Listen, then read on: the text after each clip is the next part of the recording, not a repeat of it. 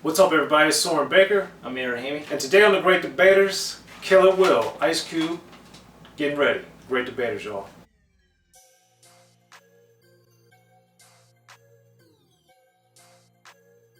So yeah, everybody, thank you for watching The Great Debaters. Make sure to like, subscribe, and share. Just hit that button. It's free, as y'all know, so we can keep bringing you guys these great things on both Unique Access Entertainment and Rapping and Snacking, because today's going to be a good one, y'all. We got the top 3 cuts on Ice Cube's Kill It Will, his first and only EP, came out in 1990, and it's only 7 songs, so there's not a lot to choose from for the top 3, but we wanted to do it because Kill It Will, everybody really talks about the 2 projects around it, America's Most Wanted and Death Certificate, and they often skip this, which is a travesty because there's so much amazing material, even though it's only 7 songs. So Amir, we know Ice Cube's your favorite.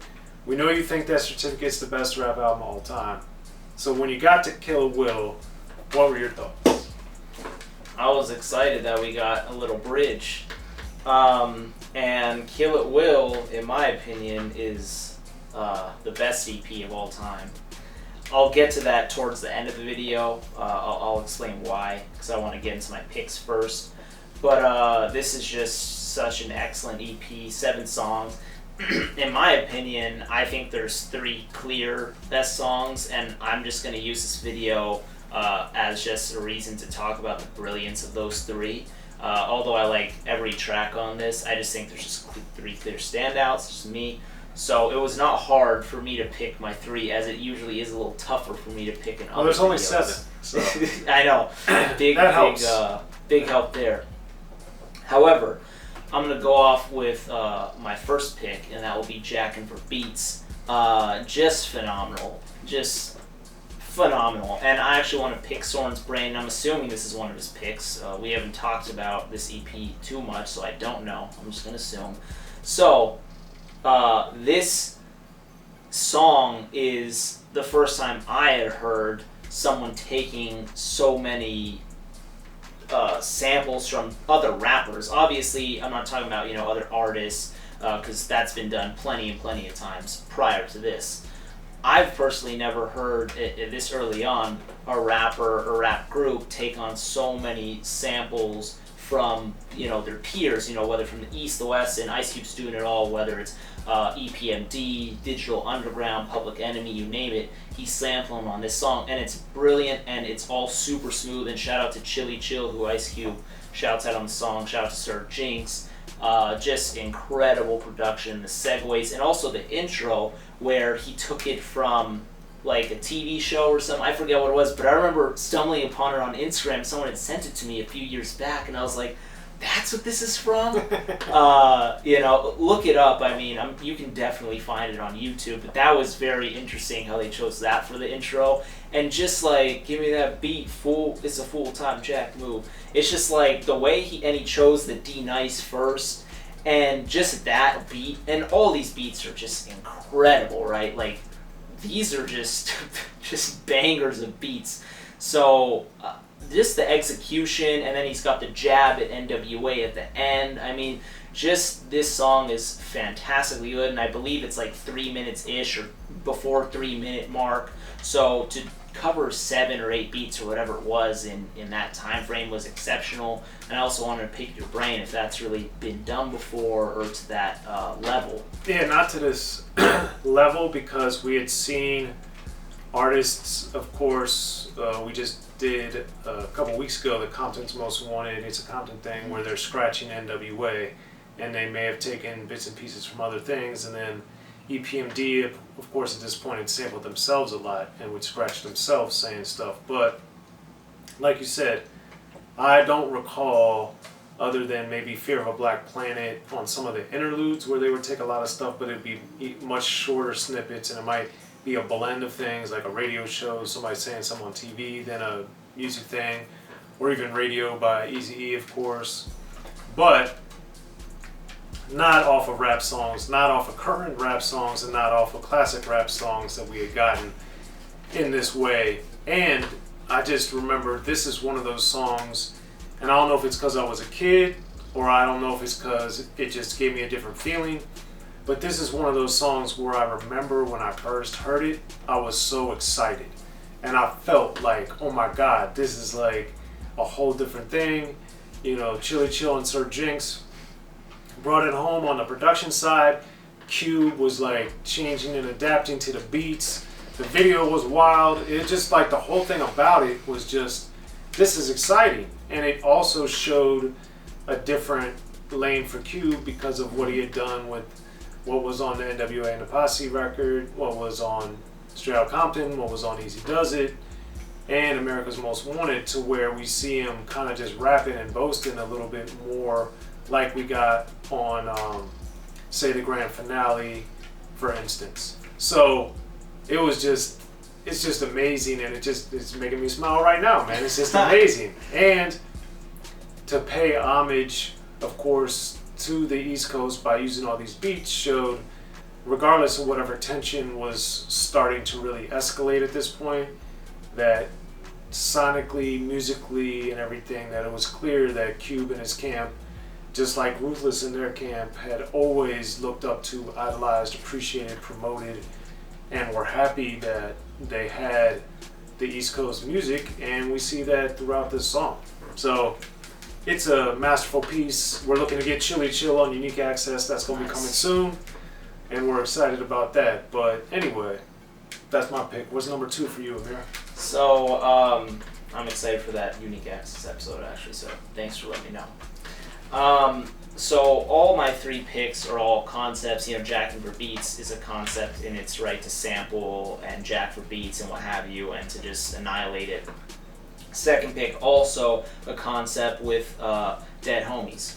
And and we've said this so many times in previous videos, and I'm just going to keep saying it because I really think it's so important, how to start off a song. And Ice Cube up early in the morning, dressed in black, don't ask why, but I'm down in a suit and tie. You know, just that, it's just, you know, and it just truly sets the whole tempo, mood of the song, everything. If the instrumental also does just an exceptional job of that, of setting it up. But this is just a very, very sad song, you know. Ice Cube, one of the very big lines for me, although there's just so many on the song, where he says, we used to write our names on the wall for fun, now it's rest in peace after everyone.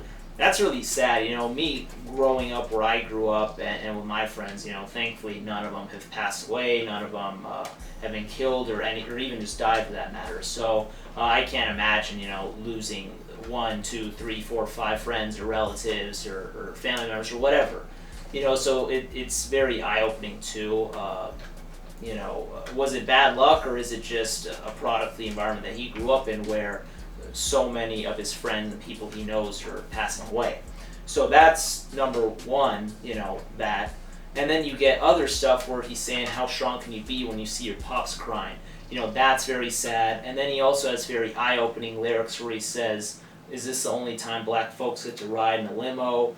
And then he's saying, you know, he's mad, but he needs to pay his respects. And then just so many eye-opening lines where he even says nobody knows when their family's on the front row. There's just so many parts of this song that are just so incredible.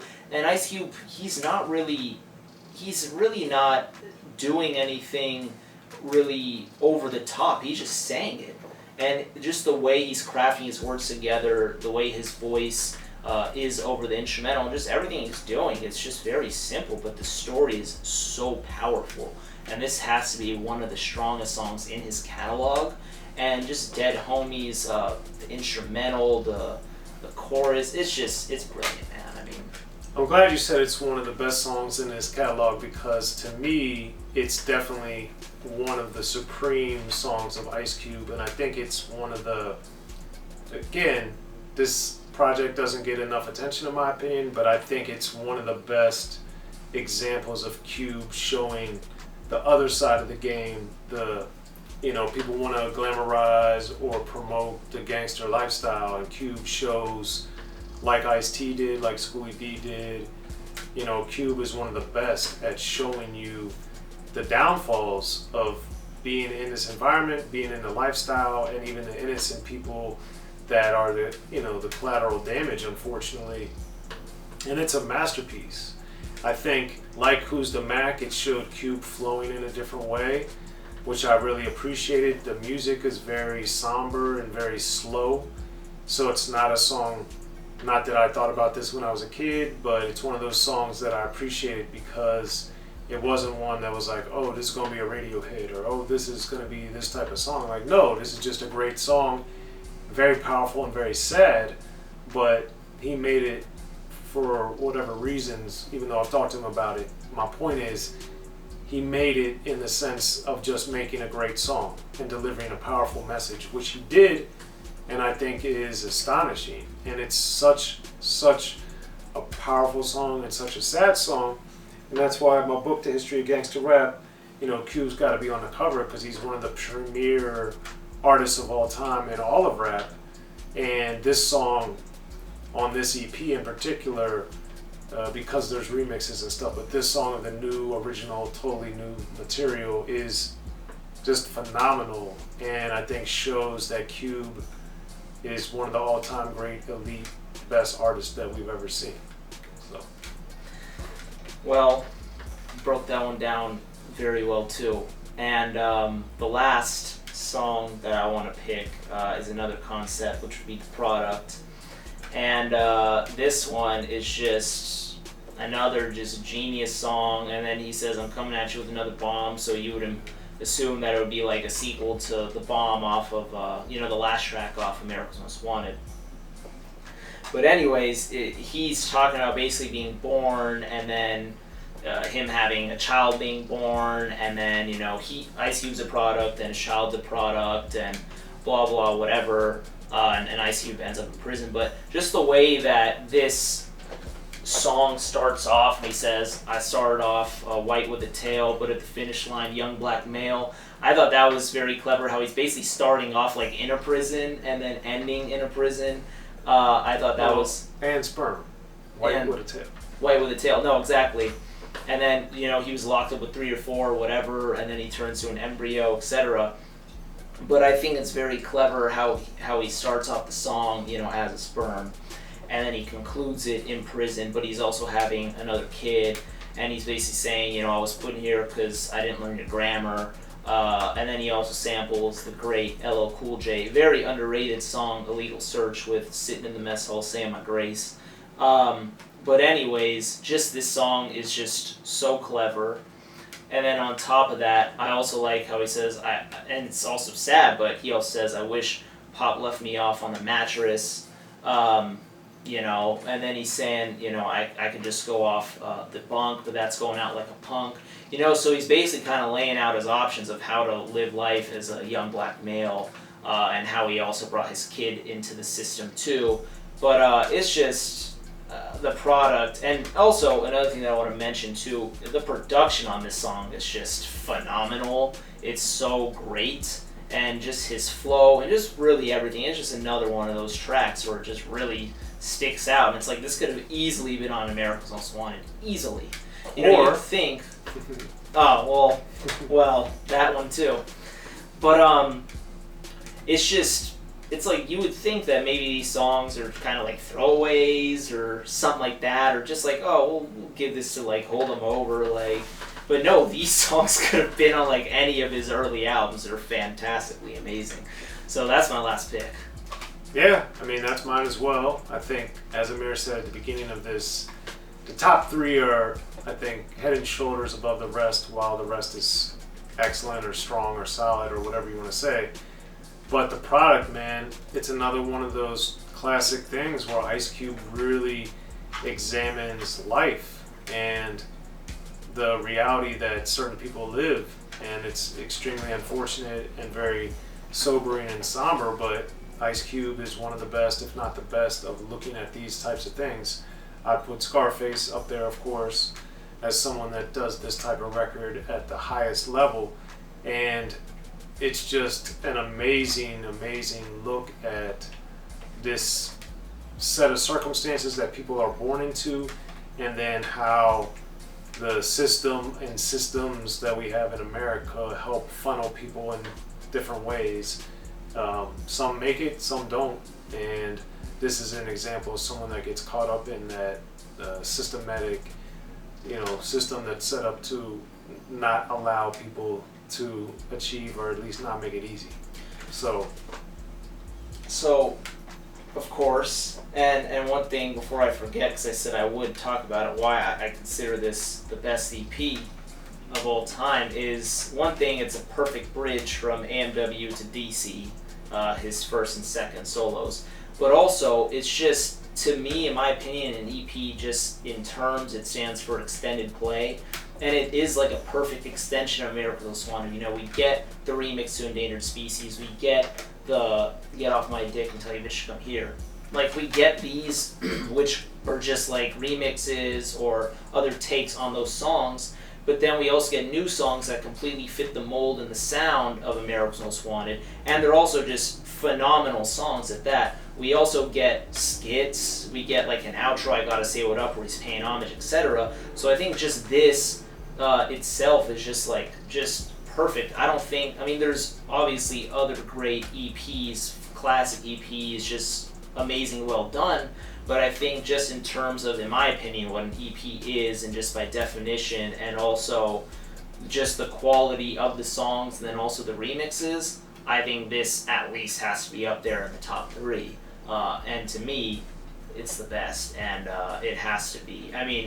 Also, another interesting fact, just since I have it in my hands, you got the Kill At Will, which everyone knows with the gun on the cover, but then you got the At Will, which is, Priority's take on the clean version, where it just zoomed in on his face and there's no gun on it.